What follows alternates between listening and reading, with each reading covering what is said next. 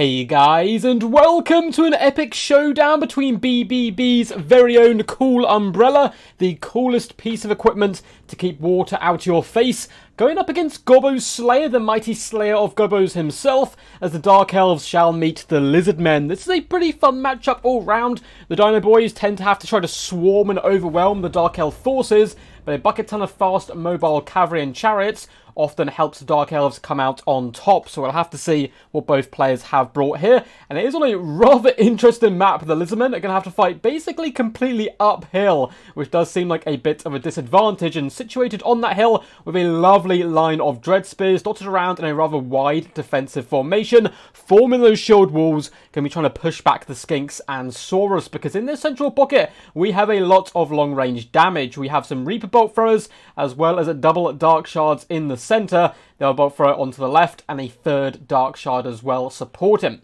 In the back though, we do have the Black Guard of Nagaron, some elite halberd units, able to dish out the damage to big dinosaurs, grind their way through Saurus and Skinks alike. All round a very competitive pick in this matchup, and likewise, most expensive halberd units do tend to be good up against the Lizardmen. Phoenix Guard, for example, though they do have a few big disadvantages, such as banishments, ruination of cities, and other such long-range damage that can be dealt to them. We do have some Cold One Knights lurking in the trees alongside a bucket ton of Dark Riders. We actually have two over there on the right-hand side, and I believe we have a couple, yeah, they are, on the left-hand side as well. Perfect for cycle charging down Skinks in the front line. For the ground forces, we do have the Master coming in with just basic Guardian. Again, though, anti-large armor piercing should deal pretty well up against a lot of the big dinosaurs. And we actually have Foot Malekith. Not something you see every day, just dripping in golden, edgy swag there. Coming in with the Gaze of Malice, Soul Stealer. I believe, actually, the Power of Darkness, a spell I basically never, ever see.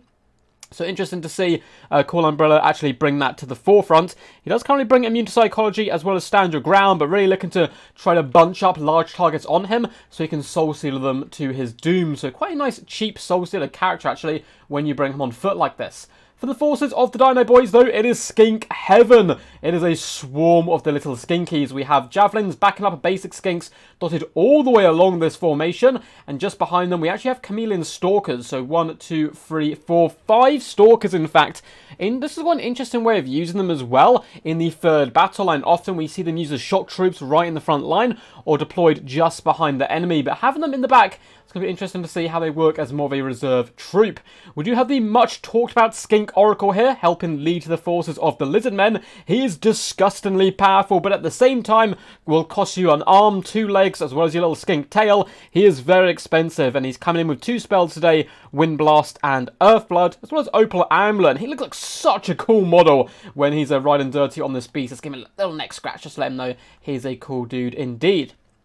Leading the forces all round, though, shall be the mighty Krokgar, my favourite of the Lizardmen Lords. That's certainly not the reason I'm casting this game. It's actually a really close, fun game, which swings back and forth multiple times. But when I do see Krokgar, I must admit, it does make me slightly biased and want the Lizardmen to win. Coming in, of course, with all of the goodies in the form of Hand of the Gods, Swiftness of Itzel, Deadly Onslaught, and the Sacred Spawning of Hoxotl. He looks absolutely beautiful. Look at Grimlock just getting super angry, roaring a challenge to any Dark Elf who dare oppose him. So without further ado, let's get this battle underway. And I think for the most part, the Dark Elves are going to try to sit atop the high ground and take that defensive approach, which is certainly a good way to try to deal with the Lizardmen. You swamp them down with cheap infantry in the front, and then your Dark Shards, your Bolt Throwers, that's what dishes out the damage.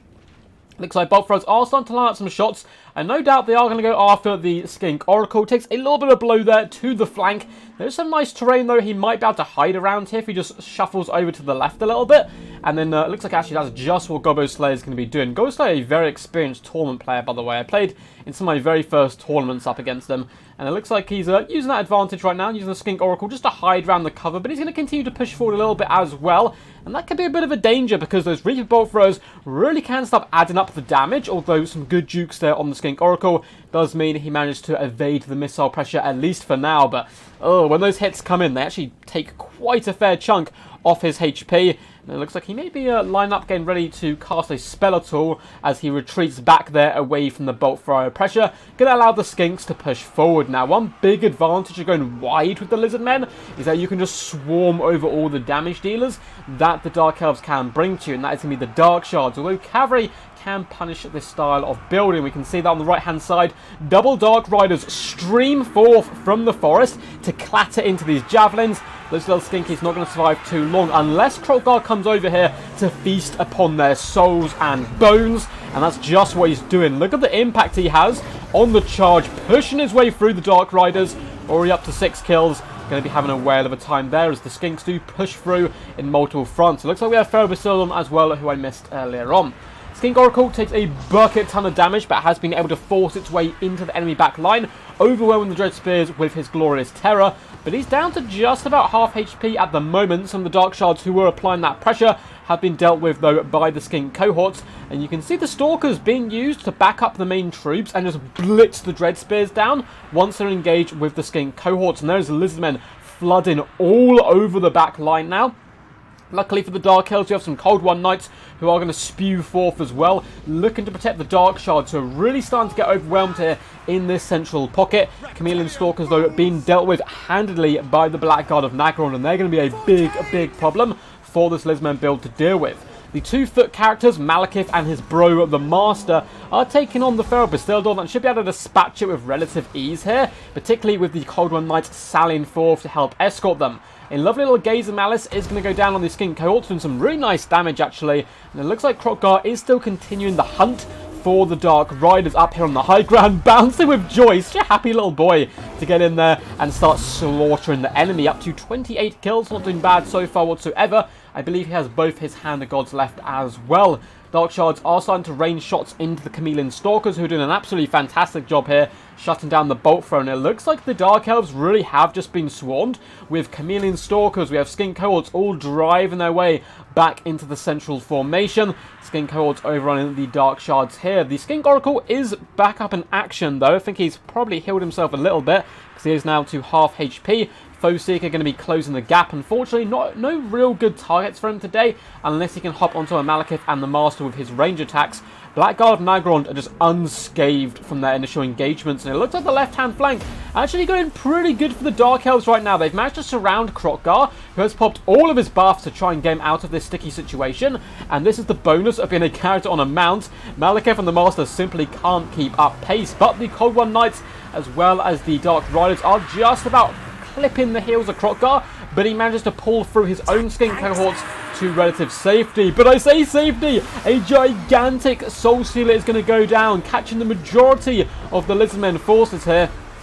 Kroq-Gar is getting very low, but he's healed up by the Earth Blood from the Skink Oracle. A beautiful counter there to the Soul Stealer, though that still did a decent amount of damage, and Kroq-Gar needs to escape now from Malekith. Doesn't want to engage him in hand-to-hand combat for too long. Skink cohorts with their javelins are now being quite influential in the centre here to help drag down those Dark Riders, who are one of the few units who could actually catch Kroq-Gar, and he's managed to sliver free for now. He may be lining up a Hand of the Gods, and he is straight into the Master, although he seems to take very little damage there. A really nice Wind Blast actually does big damage to the Blackguard and Nagron there, because they were so tightly packed. Balance power is slightly in the Lizardmen's favour right now. The Skink Oracle is trying to shoot and hunt down the Master, but the shots seem to have gone askew for now. Ferrobasilon, unfortunately, is engaged with Dread Spears, and there's simply no way he's going to be able to get out of this. Only 5 kills on the majestic feral beastie. But a lot of Lizardmen forces starting to break out on that left-hand side. Dread Spears becoming victorious up against a lot of the Skink cohorts. And we do still have the Cold One Knights left alive and active, but there's a lot of Dino Boys still in the middle. Even, every direction you look, there's Lizardmen breaking, shattering and running, but there was just so many of them. They're still outnumbering the Dark Elves significantly here. Skink cohorts with javelins are being hunted down by the Dark Riders. It does look like the Skink Oracle came over here to try and support, but Malekith is hunting that Dino booty, trying to do a nice little twirl and dance with his sword there, but the mobility of the Skink Oracle, we've seen this from Kroq-Gar earlier in the battle, just going to fall back away from the foot characters. And foot characters are significantly better than they were. They're much more tanking, they can stay on their feet a lot more, so at least they can dish out damage rather than kind of getting ping-ponged around the battlefield. But they still, of course, do lack mobility, as you would expect. Blackguard of Nagron's up to 104 kills now, really slaughtering those Skinks. but just getting ground down over time. We have javelins coming in and just an unlimited number of the Skink Tide. Chameleon Stalkers are falling back right now. Looks like the Skink Oracle is contemplating casting some spells maybe, but is shooting the Cold War Knights in the back, looking to get the remainder of the Dark Elf mobility off the battlefield, so cycle charging can happen in the later stages of the game. We have some Skink cohorts who are slowly trotting their way back to the battlefield. Kroq-Gar has been distracted at the moment by some Dark Shards, but likewise shattering them, getting them off the field isn't the worst idea in the world. Although a lot of the Lizardmen forces starting to break here in the central pocket. Skink cohorts, Chameleon Stalkers, all of which are now running for their lives here. The Blackguard of Nagaron just don't give a damn, holding the line in the name of all what is edgy and emo. Malekith is up to an impressive 152 kills, and the longer the battle goes on, the more chance of another Soul Stealer we could indeed see. And if you get a Soul Stealer in the late game on top of Kroq-Gar, as well as that Skink Oracle when there's no Earthblood support, that could be disastrous. The Chameleon Stalkers are trying their best here up against the Dark Riders, but it's really not going to go too well for the little Skinkies. You can see one of them, unfortunately, being punted absolute yards there. But he is back up on his feet, a little bit of a stretch, and he'll be back in action, ready to get killed alongside the rest of his brothers. The Skink cohorts in distance are completely shattered right now. Balance power is dead even in what's been quite a long game. It's always good to see these games go this length and still be very even. Dark Riders now going to start cleaning up some of the isolated pockets of Lizardmen resistance, trying to break them with that thunderous charge, and they just about did that on the Skink cohorts. The Chameleon Stalkers, though, just about holding on at least for now. So where is all the Lizardmen forces? We've got Skink cohorts in the distance. We have Crocky G. Where is the Skink Oracle? Did he survive? It looks like he did. Oh my god, they came all this way to kill those Dread Spears and try to save the Skinks. Unfortunately, they didn't save the Skinks, but they did kill the Dread Spears, and that Skink Oracle can now come back in action. It has used up all its ammunition today.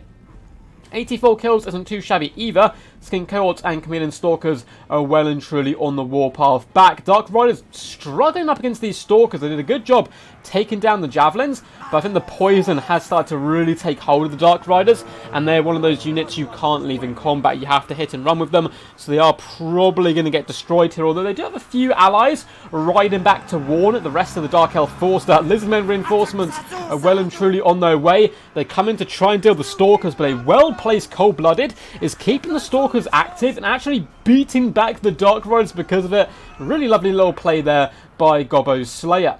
Umbrella, though, the Master and Malekith are going to be pushing in, and we still have 54 Blackguard of Nagarons. That is scary stuff. Kroq-Gar certainly can clear out a decent amount of chaff, and I think we still have one Hand of the Gods left. I've only seen one at least. Maybe using the Hand of the Gods down the flank of the Blackguard might be a better opportunity than trying to snipe out some of the characters, though that item does tend to be better at hitting characters, and the Master is getting slightly low.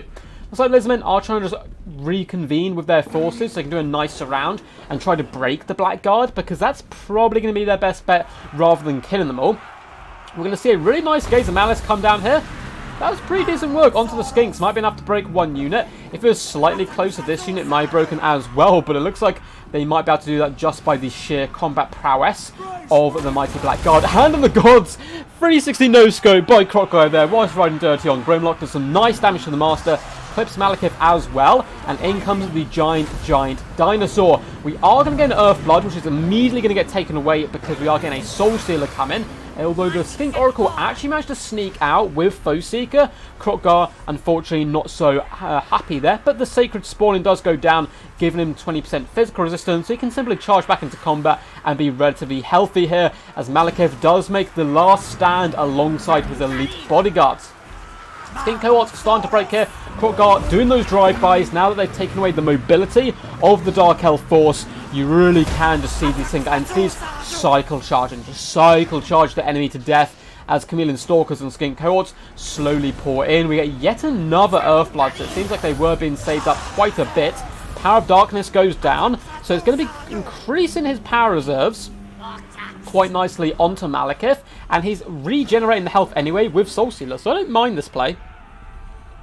For some reason I thought, though, it didn't give you enough Winds of Magic to make it worth it, but maybe I'm mistaken and maybe it's been changed. I can't fully remember. Skink Oracle, as well as Krotgar, once again continue to cycle where possible, and now bringing in the rest of the Skinks so he can still do this, because otherwise, if all his infantry was dead, then these bad boys would have to stay and fight, and certainly swimming amongst the halberds and characters isn't going to be the best type of holiday for Krotgar or the Skink Oracle. It looks like the Lizardmen forces starting to break and run. Malekith does take basically 0 damage from Krotgar on the approach. In comes the Skink Oracle, though, sending these guys flying. And going after the Master might be the better bet here, because he is, of course, supplying that Guardian to Malekith. The Black Guard of Nagrond are eventually starting to waver, not though before they've racked up an impressive 173 kills. Another Power of Darkness goes down on Malekith. He's really trying to save out the Winds of Magic now for one last Soul Seer, which may be enough to break the infantry and finish off Krotgar. But the Skink Oracle is coming in. Opal Amulet popped, and Foe Seeker rams Malekith, doing some pretty nice damage onto him.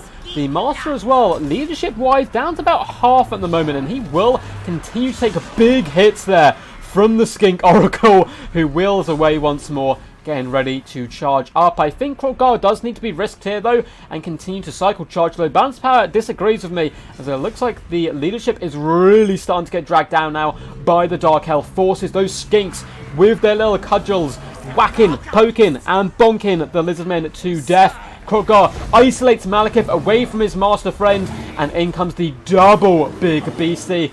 Looks like Grimlock busting out some moves there on the dance floor, and pops a lovely little Swiftness of Itzel, once again going after the single entities. There's that all that remain of the Dark Elves. The Master is wavering. Skinks are trying their little hearts out here to beat down the enemy. Skink Oracle does drive the Master, sends him flying. Looks like it shatters him, and Malekith shall follow suit. A valiant defeat for the forces there of the Dark Elves, but a really well played game with some interesting builds. I think Gobbo Slayer's build is relatively meta from what you often see, although Krotgar maybe not so much. It's kind of interesting. You can do a lot of stuff with Lizardmen in this matchup, and going mass Skink with no Saurus can be a little bit of a gamble, because as you can see, taking down those elite Dark Elf units is certainly no easy task. Cool Umbrella really stunting there with Thut Malekith, one absolute raid boss, although the Black Guard of Nagrond 1,811 damage value, over 11k damage dealt, and 175 kills, gaining 2 chevrons, and really being the linchpin of this build, holding all of the Dark Elves together and trying to claw and drag their way to victory. But alas, you simply cannot stop the great plan. The children of the old ones yet again are indeed victorious. We will go through the damage dealt and damage value of all of the units here in just a second, but if you guys did enjoy, make sure to leave a big fat thumbs up underneath the video. Subscribe as well. We recently actually hit the 6,000 subscriber mark, which is pretty insane and awesome, a really fun milestone, so thank you guys for the support.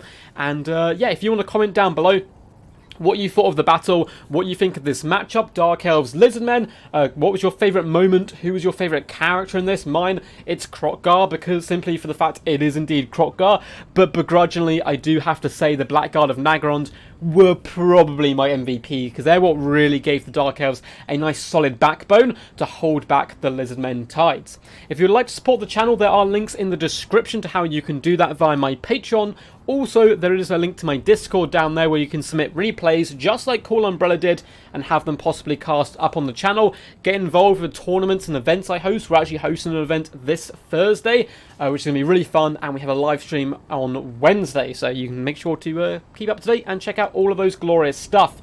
By the way, on to damage dealt and damage value of all of the units here. So Cool Umbrella bringing a really cool build, as his name would suggest. Thut Malekith, who would have thought it? 2,411 damage value. Certainly getting his value back there, because he's relatively cheap on foot with only a handful of spells. Over 16,000 damage dealt and 214 kills. Take a bow, Malekith, you did some work. Likewise did the Master. Only 41 kills, 505 damage value. Doesn't seem insane, but that Guardian really did keep Malekith alive quite nicely.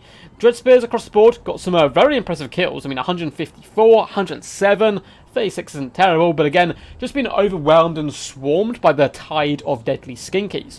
We've already spoken about the Blackguard and Nagarond, but just once more, 175 kills, 1,800 damage value, very impressive work. Unfortunately, the Dark Shards really struggled, none of them getting near their value. Well, this unit actually, 523 damage value, isn't shabby, but the other two, 192, 257, simply getting swarmed. Bolt throws was the same. I mean, they all swarm very quickly, but despite this, still 333 damage value on one. The next one, over 1,000 damage value, and these guys got shut down so quickly, but that's what you get when you target a unit like the Skink Oracle, who is so expensive and pricey. Yes, he did good work here today, but it also allows those bolt throws just to get so much value. 1,430 damage value on the Cold War Knights. They performed really well here. Unfortunately, the Dark Riders, though they got some decent kills and really did try to hammer down the Skinks, Kroq-Gar was always on the lurk, always prowling, looking to beat them back. Speaking of Kroq-Gar, the man, the myth, the Dino Boy legend, 69 kills, as is his style, 7,479 damage dealt, 1,628 damage value. Little unlucky there with the Hands of the Gods, didn't connect perfectly with the enemy characters, but still did some good damage, particularly with that second one. For the Skink Oracle though, 97 kills, not quite paying for himself, or not quite a bit actually, but 1,388 damage value really isn't bad, but he does cost, you know, over 2,000 gold, so he comes and it goes. But his healing was also not included in the damage value, of course, and was very, very pivotal to the Lizardmen to keep them fighting there. So good work by him. The little Skinks, all of which it seems, oh no, just apart from the last two, did pay for themselves, swarming the enemy back line, shutting down the Dark Shards and units, which could have been a big problem for Kroq-Gar and the Skink Oracle, which were those range units. Chameleon Stalkers across the board did relatively solid, most not paying for themselves, but again, they did their job, which is to hunt down the enemy back line, likewise with basically all of this entire build. Feral only 114 damage value, but he stumbled and fell, so Kroq-Gar and the Skink Oracle could rise to glorious victory. Alright guys, hope you enjoyed this one. Until next time, peace, and as always, stay awesome.